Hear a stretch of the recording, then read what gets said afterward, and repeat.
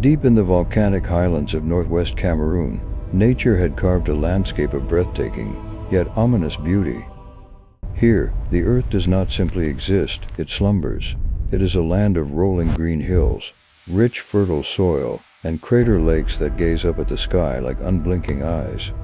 Among them lay Lake Nyos, to the local farmers and cattle herders living in the villages of Cha, Nyos, and Subum. This lake was more than a body of water. It was a source of life, a mythical entity shrouded in folklore. But beauty, in the natural world, is often a mask for violence. For centuries, the people lived in harmony with the land. They grazed their cattle on the lush slopes, unaware that they were building their homes on top of a geological time bomb.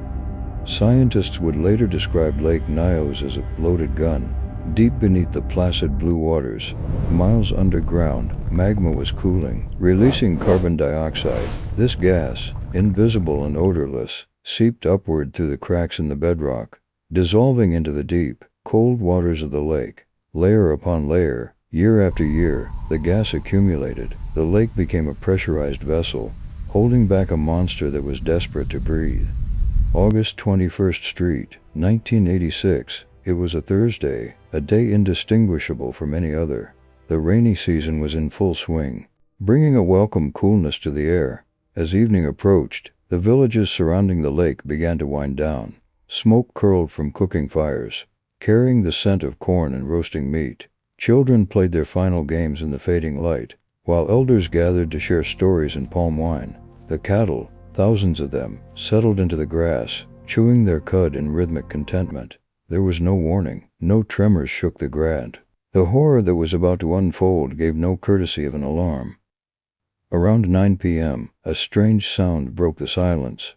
Survivors would later describe it differently. Some heard a deep, guttural rumble, like distant thunder that refused to fade. Others heard a bubbling noise, as if a giant pot was boiling over. Down at the lake, something catastrophic had triggered a chain reaction. Perhaps a landslide, a rockfall, or a sudden shift in temperature. It disturbed the delicate balance of the water layers. In an instant, the pressure dropped. The water could no longer hold the gas. The lake exploded. A fountain of water shot over 300 feet into the air, creating a terrifying spectacle invisible in the darkness. But the water was not the killer. Along with the spray came a massive cloud of carbon dioxide, estimated at 1.6 million tons. Heavier than air, the gas didn't rise into the atmosphere.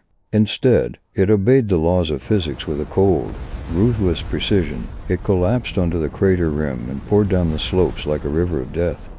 It was a ghostly white avalanche, moving at speeds of up to 30 miles per hour, hugging the ground, seeking the lowest points, the valleys where the people slept. The cloud was thick, roughly 50 meters high, extinguishing every flame it touched. Kerosene lamps flickered and died. Cooking fires were snuffed out instantly. But more terrifyingly, it displaced the oxygen. In the village of Nyos, closest to the lake, there was no time to run. There was no time to scream. People were caught mid-stride, mid-sentence, mid-breath. The gas acted as an anesthetic before it became an executioner. A warm sensation, a smell of rotten eggs and gunpowder. And then, absolute darkness. The cloud continued its macabre journey. Flowing down into the larger villages of Cha and Subum, it swept through open windows and under door cracks. It enveloped the huts where families lay together. The physics of the disaster were horrifyingly selective. Carbon dioxide stays low. Those standing up might have gasped for air, feeling the dizziness strike, but those lying down, the children, the sleeping, drowned in the open air. The gas blanketed the region for hours, settling in the hollows until it slowly dissipated into the wind.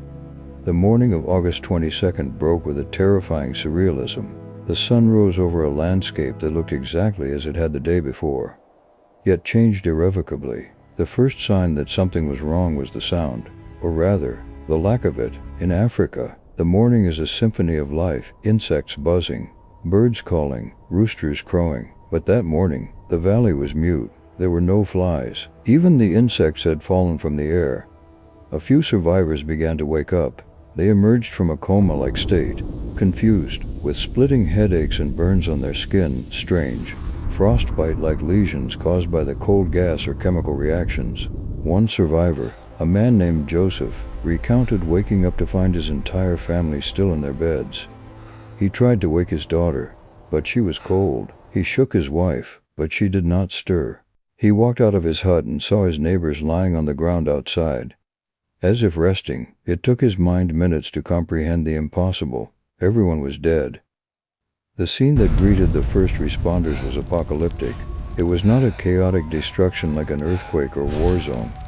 Buildings were intact, trees still stood tall, clothes hung on lines, swaying gently, but life had been erased. 1.746 people perished that night. Over 3.500 livestock, cattle that were the pride and wealth of the region, lay bloated in the fields.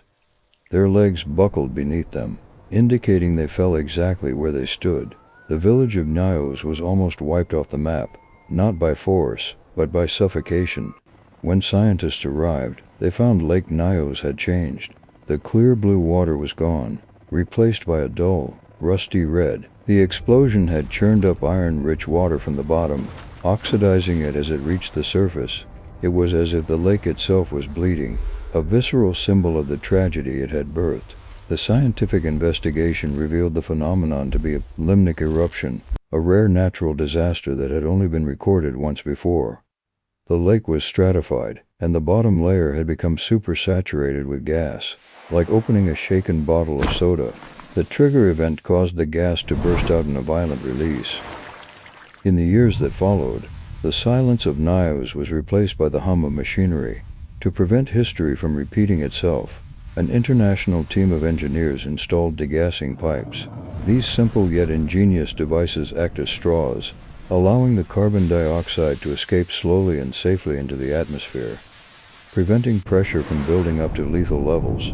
A solar-powered alarm system now watches over the lake, a technological sentinel standing guard against the sleeping dragon.